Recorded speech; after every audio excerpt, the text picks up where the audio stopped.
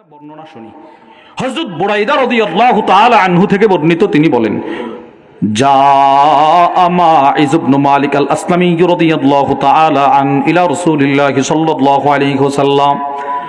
নবীজি সাল্লাল্লাহু আলাইহি ওয়াসাল্লামের একজন সাহাবী নাম তার মাইজ আসলামী নবীর দরবারে আসলেন। এসে বলতে লাগলেন, ইয়া রাসূলুল্লাহ তাহহিরনি, আমাকে একটু পবিত্র করেন। নবীজি একটা ধমক দিয়ে বলে, যা বেটা, আস্তাগফিরিল্লাহ ওয়া তুব ইলাই, আল্লাহর কাছে ক্ষমা চাও, আল্লাহর কাছে তওবা করো। মানে সাহাবী যাইসা বলল, ইয়া রাসূলুল্লাহ আমারে পবিত্র করেন। নবীজি বুঝছেন সে কোনো না কোনো একটা গুনাহ করছে, অপরাধ করছে। রাসূল বুঝাইতে চাইতেছেন, যেহেতু এটা কেউ জানে না, আমিও জানি না, আমার কাছে বলার দরকার নাই, নির্জনে নিভৃতে আল্লাহ তাআলার কাছে কায়দা মাপ চাও, আল্লাহ ক্ষমা করে দিবে। সাহাবী প্রাথমিক সান্ত্বনা পায় নবীর দরবার থেকে চলে গেল। ফারাজা গায়রা বাঈদিন সুম্মা জাআ, অল্প কিছু দূর যাওয়ার পর সাহাবীর অন্তরে শান্তি নাই। না না না, যে অপরাধটা আমি করছি, অপরাধ থেকে আমাকে মুক্তি পেতে হবে। সাহাবী আবার দৌড়ে নবীজির দরবারে আসলেন। এসে বলতে লাগলেন, ইয়া রাসূলুল্লাহ তাহহিরনি, আমাকে পবিত্র করেন। নবীজি আবার ধমক দিলেন, যাও বেটা, যাও যাও, আল্লাহর কাছে ক্ষমা চাও, আল্লাহর কাছে তওবা করো। ফারাজা গায়রা বাঈদিন সুম্মা জাআ, সাহাবী একটু দূরে যাওয়ার পর আবার নবীর দরবারে আসলেন। তৃতীয়বার এসে বলে, ইয়া রাসূলুল্লাহ তাহহিরনি, আমার দিলে কোনো শান্তি নাই, আমাকে তাড়াতাড়ি পবিত্র করেন। নবীজি বললেন, যাও বেটা, আল্লাহর কাছে ক্ষমা চাও। তিনি আবার চলে গেলেন। আবার চতুর্থবার আসলেন। এবার আল্লাহর রাসূল একটা ধমক দিয়ে বলতে লাগলেন, আবি জুনুন, এই লোকটা পাগল নাকি? বারবার ফিরায় দেয়, বারবার আমার কাছে আসে, লোকটা বোধহয় পাগল হয়ে গেল। ফাউখবিরা আন্নাহু লাইসা বিমাজনুন, সাহাবারা খবর দিলেন, নবী গো, লোকটা পাগল নয়, সুস্থ মানুষ, মস্তিষ্ক তার ভালো, লোকটা আপনার কাছে ক্ষমা চাইতে আসছে, পবিত্র করে দেওয়ার জন্য। আল্লাহর রাসূল বলে, না না, আমার বোধহয় আশারি বালখাম, সে মদ পান করছে, পাগল যদি না হয় মদ পান করছে। তিনবার ফিরায় দিলাম, চতুর্থবার আমার কাছে আয়েশা বলে পবিত্র করে দেওয়ার জন্য মদ পান করছে। ফাকামা রাজুলুন, মজলিস থেকে একজন সাহাবী দাঁড়াইলেন, গিয়ে ফাস্তান কাহাহু, যিনি বলতে লাগলেন আমারে পবিত্র করেন, তার মুখের কাছে ওই সাহাবীর নাকটা নিল। ফালাম ইয়াজিদ মিনহু রিহা খামরিন, সাহাবী তার মুখ থেকে মদের কোনো দুর্গন্ধ পায় নাই।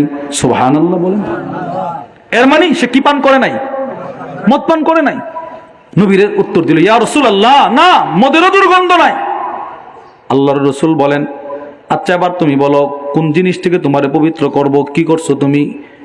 সাহাবী চোখের পানি ছেড়ে দিয়ে কান্দে আর বলে, ইয়া রাসূলুল্লাহ মিনাজ জিনা, ওগো আল্লাহর নবী, যৌবনের চাহিদা মিটাইতে গিয়ে আমি জিনা করে ফেললাম, জিনাহের মতো জঘন্য অপরাধ করে ফেলছি, এর থেকে আমার মুক্তি করে দেন, পবিত্র করে দেন। আল্লাহর রাসূল ফাআমারা ফারুজিমা, তাকে আদেশ করলেন, এই তাকে পাথরের আঘাত করো।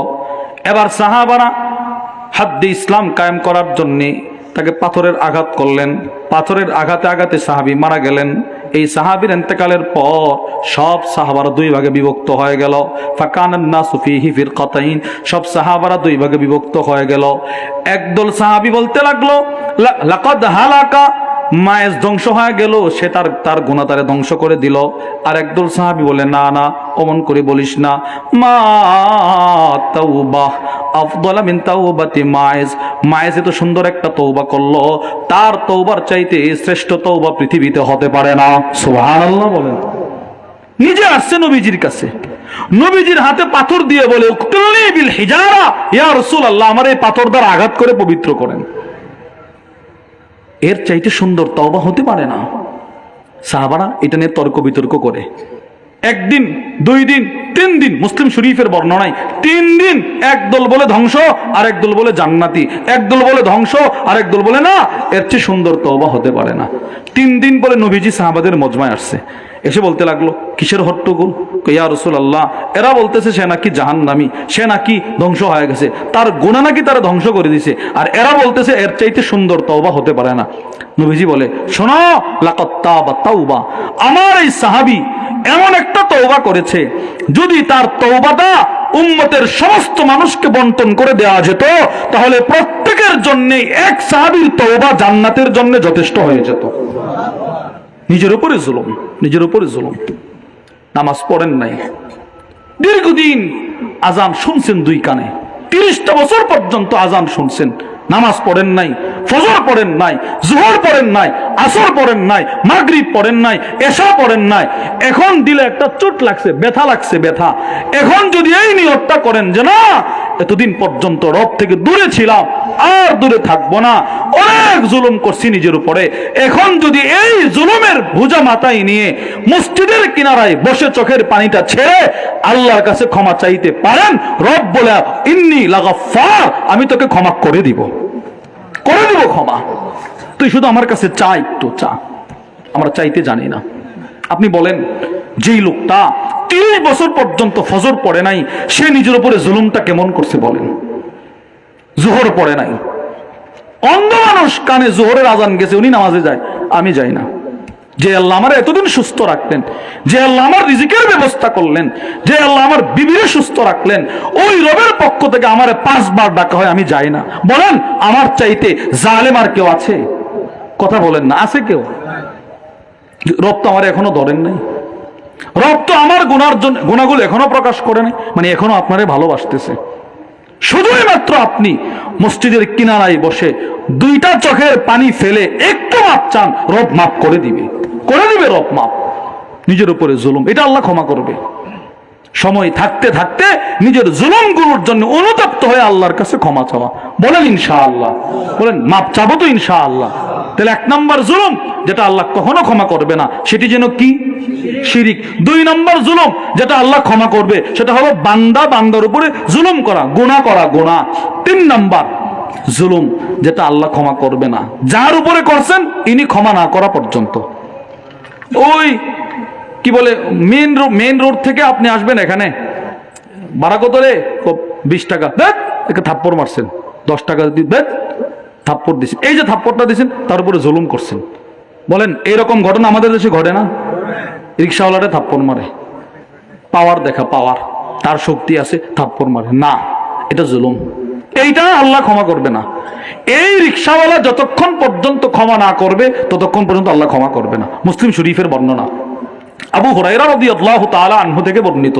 তিনি বলেন, রাসূলুল্লাহ সাল্লাল্লাহু আলাইহি ওয়াসাল্লাম একদিন সাহাবাদেরকে বসায় একটা প্রশ্ন করছে, আতাদরুনা মাল মুফলিস, এই তোমরা কি জানো অসহায় কে? সাহাবারা জবাব দিল, আল মুফলিসু ফিনা মাল্লা দিরহাম লাহু ওয়ালা মাতা। ইয়া রাসূলুল্লাহ, আমাদের মধ্যে অসহায় তো তাকেই আমরা চিনি জানি, যার ঘর বাড়ি নাই, যার টাকা পয়সা নাই, সেই তো অসহায়। রাসূল বলে, না, সে অসহায় না। তাহলে কে অসহায়? আল্লাহর রাসূল বলে, ইন্নাল মুফলিসা মিন উম্মতি, আমার উম্মতের সবচাইতে বড় হতভাগা অসহায় ওই লোকটা যে হাসরের ময়দানে অনেক নামাজ, অনেক রোজা, অনেক হজ, অনেক দান সৎকার সওয়াব নিয়ে দাঁড়াবে, কিন্তু সে দাঁড়ানোর সাথে সাথে তাকায় দেখবে, ওয়ায়াতি মান ক্বাদ শাতামা হাযা ওয়া কাযাফা হাযা ওয়া আকালা মাল হাযা ওয়া সাফাকা দামা হাযা।